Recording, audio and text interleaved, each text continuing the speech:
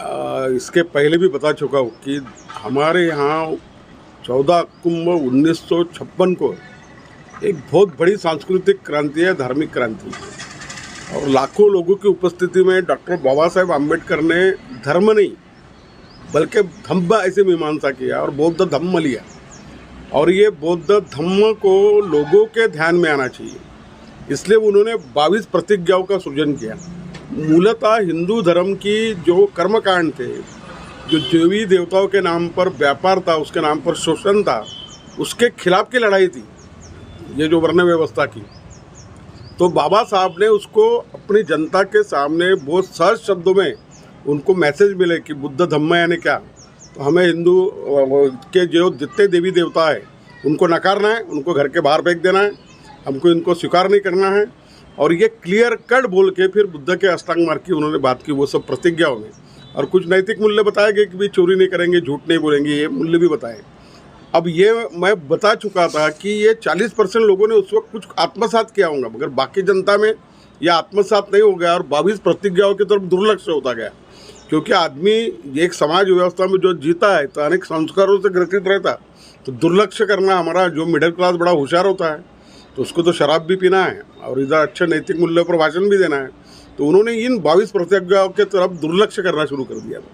अब मैं बता चुका था कि ये 2022 का जो धम्म चक्र प्रवर्तन दिन है, एक नई आगाज लेके आया। उसका कारण ऐसा है कि हिंदू राष्ट्र की खुलकर वकालत हो रही है, और खुलकर वकालत हुई तो उसके पैरेलल में, उसके कंपटीशन में अगर कोई था तो वो बुद्ध धर्म ही है।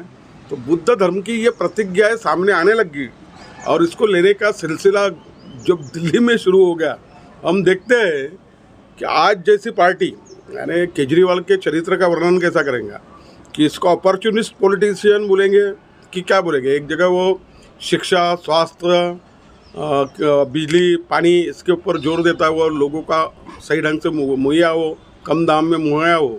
मगर दूसरी ओर वो देखते हैं हम कि वो भगत सिंह को भी पकड़ता है और अंबेडकर जी की भी तस्वीर लगाता है। मगर प्रैक्टिकल में क्या नज़र आया कि गुजरात के अंदर भाजपा को परास्त करना या मोदी को परास्त करना, तो हिंदुत्ववाद के चरण में चले गए केजरीवाल जी। गौतम साहब जो एक बैकवर्ड समूह से आते हैं, वो मिनिस्टर है जिन्होंने अच्छा काम किया। तो उन्होंने अपने समाज के जो हाल देखे ना, हम देखे हिंदू राष्ट्र की वकालत, और उसको बल मिलने के कारण दलितों के ऊपर के अत्याचार बढ़े, महिलाओं पर अत्याचार बढ़ गए, बलात्कार की वारदातें बड़े पैमाने पर होगी। दिल्ली में जो दलित महिलाओं पर अत्याचार हुए उसमें तो उनकी जान भी लेगी कि सबूत ही ना रहा है, और ये पंडितों ने किए हुए बलात्कार है। तो इसके कारण व्यथित हुए गौतम जी ने वो 22 प्रतिज्ञाओं का खुल के व्याख्यान रखा और वो जाग के वायरल हो गया पूरे इसमें। अब एक मंत्री ऐसा 22 प्रतिज्ञा रखता है तो उसका महत्व बहुत बढ़ गया, और उसके कारण भाजपा के सामने एक बहुत बड़ा संकट खड़ा हो गया। उन्होंने उसके ऊपर खिलाफ में और उनके राजीनामा की मांग की, बर्खास्त करने की मांग की। केजरीवाल ने देखा कि गुजरात के चुनाव पर मेरे ऊपर असर हो सकता है, इसलिए उसने हिदायत दे दी। केजरीवाल कोई समाज सुधारक नहीं है, कोई व्यवस्था परिवर्तन का कोई मॉडल नहीं है।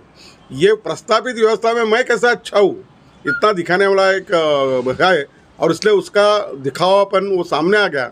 मगर गौतम जी ने भी उस पार्टी के साथ निष्ठा व्यक्त करते हुए ताबड़तोड़ अपने स्वाभिमान की रक्षा के लिए बाबा साहेब की, आम्बेडकर की प्रतिज्ञाओं से मैं पीछे हटूंगा नहीं, और इसलिए उन्होंने भी एक झटके में राजीनामा दे दिया और वहाँ से अलग हो गया। अब भारत में लड़ाई शुरू हो रही है।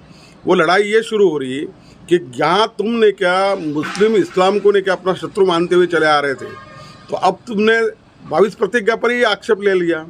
तो उस वक्त क्यों नहीं लिए थे, अब क्यों लेने गए? ध्यान में रखना होगा कि अब सही लड़ाई शुरू हो चुकी है। जब तक ने क्या भाजपा के या आरएसएस के हिंदू राष्ट्र के एजेंडा पर चोट नहीं की जाती, तब तक आग बबूला नहीं होगी। मैं आपको ये बता देना चाहता हूँ कि अब तक वो अर्बन नक्सलाइट इसके नाम पर लोगों को ये करते थे। अब हम देखेंगे कि 22 प्रतिज्ञाओं का सिलसिला चलेगा सब जगह।